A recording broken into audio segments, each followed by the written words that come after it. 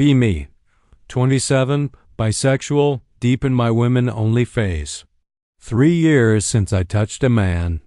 Got exhausted by dudes who think, "How was your day?" is peak emotional labor.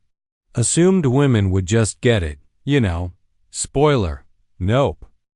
Girlfriend Maya books us this retreat in Costa Rica, someplace called Divine Feminine Rising or whatever. Maya teaches tantric yoga and has unresolved anger issues. Ironic combo, but okay. Day 1 arrives. We hit this bougie cafe after check-in. Maya loses her mind at the waiter over cashew cheese, like full meltdown. I literally say, "Can we not?" She glares at me like I just endorsed the patriarchy. Slide my chair back and study the menu really hard. Later she goes, "You abandoned me back there." I say, "I just didn't want to cause a scene." She says, "Your silence is violence." Cool, so needing peace is oppression now. Retreat is packed with women calling each other queen unironically. Sounds empowering until you realize it's competitive. Someone cries during a drum circle. Another girl Venmos her $8 for holding space. Apparently healing costs money. Workshops have names like Releasing Your Rage Unapologetically, Womb Awakening Through Movement, Red Flags to Spot a Toxic Man in Under 5 Minutes. Every night we journal by candlelight. Sharing circles turn into Olympics of suffering. Who got hurt worse wins. They call it vulnerability. I call it emotional Hunger Games. One evening Maya accuses me of spiritual bypassing. My crime. Saying I was tired and wanted to sleep. Now rest is gaslighting apparently. Cool, cool, cool. Sneak out next morning. Find a quiet cafe in the village. Just want coffee without a lecture. Spot a couple on the other side. Straight, maybe mid-30s. She's leaning into him. He's feeding her pieces of papaya. They're talking softly about nothing important. It looks effortless. Like existing together doesn't require a thesis. Feel this weird pang. Not sure if I envy him for being allowed to be gentle, or her for not having to perform strength constantly. Eavesdrop a little. They're debating what to name their dog. They travel in a converted bus apparently. No corporate jobs, no moon ceremonies. Just roads and secondhand coffee mugs. She laughs at his joke. He doesn't analyze why she laughed. They just are. Like a warm blanket. Stable but soft. Walk back with an iced latte. Maya sees me and goes, "Interesting choice supporting capitalist exploitation." I say, "It's literally coffee." She says, "Do you even know if those beans were ethically sourced? Drink faster." Is she gonna audit my breathing next? Next day we do partner yoga. Maya accidentally drops me during a pose. Says, "That's what happens when you withhold your truth." Excuse me, what? I say, "You literally just let me fall." She says, "I was mirroring your emotional unavailability." Accountability has left the building. Start journaling stuff like, "Do I even like women or am I just scared of men?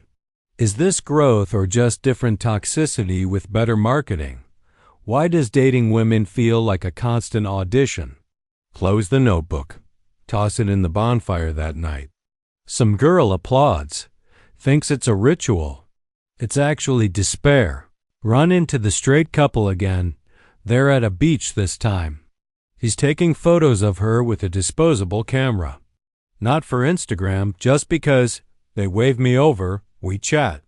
They ask if I'm here alone. I say sort of. They don't interrogate me.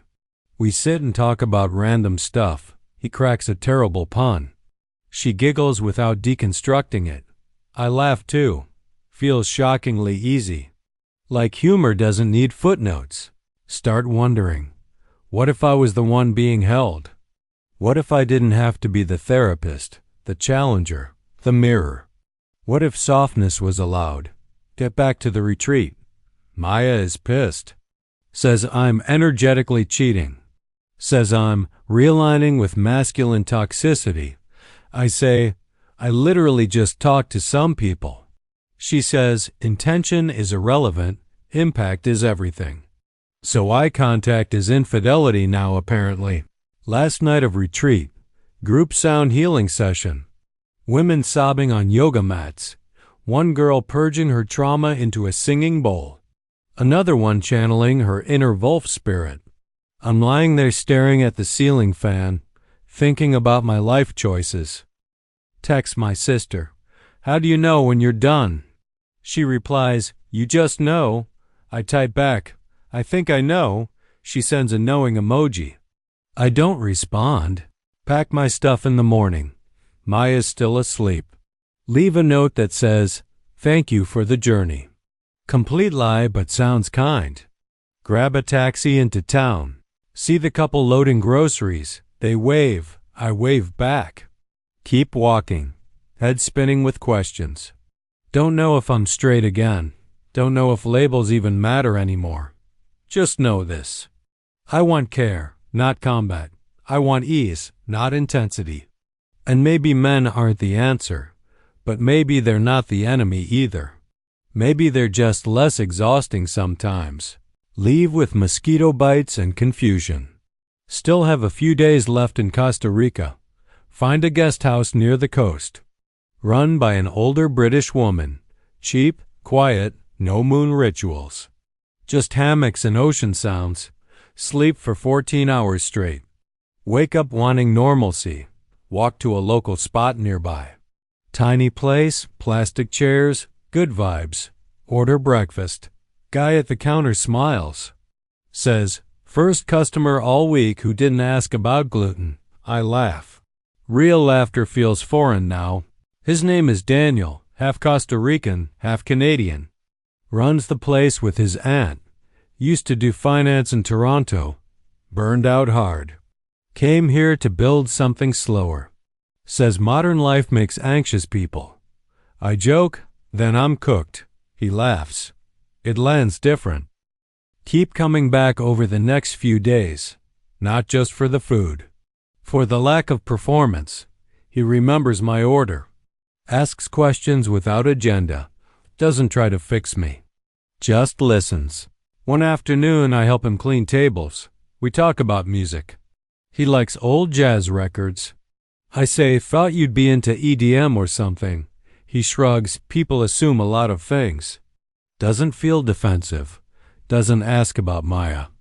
Eventually I tell him anyway. Explain the retreat, the cheese meltdown, the Wolf channeling girl. He just goes, sounds intense. I say, it was. He says, so what now? I say, no idea. We walk to the beach after closing, talk more. He says, you seem tired of proving yourself constantly. I say, because I am. He says, maybe you don't need to earn worth. I don't answer. Just let it sit. He takes my hand. I don't pull away. Touch feels like choice, not obligation. Spend more time with him. He doesn't worship me. Doesn't call me goddess. Just says, you're funny, or I like your rants. Simple affirmations hit harder than spiritual speeches. Week goes by. Go to his place, small house overlooking the water. Plants everywhere. He shows me his vinyl collection. We dance badly in the living room. Nothing romantic yet, just goofy moves. He makes cinnamon toast, says it's his comfort food. We laugh and then we kiss. First kiss in years that doesn't feel like theater. He puts on Billie Holiday. We don't speak. Just exist in the moment. I start crying. Not sad tears. Release tears. He doesn't demand an explanation. Just wraps a blanket around me. I feel held in a way I forgot was possible. Get a text from Maya that night. Long paragraph about shadow work and projection. Something about how I'm running from my authentic self. Delete it without reading fully. Next day, the couple walks into the cafe. They recognize me. Ask how the rest of my trip is going. I say, stayed behind to decompress. They smile knowingly. Say, you found what you needed, huh? I smile back. Yeah, I think I did. Sit with Daniel on the porch that night. Citronella candles burning. his hand resting on mine, my head on his shoulder.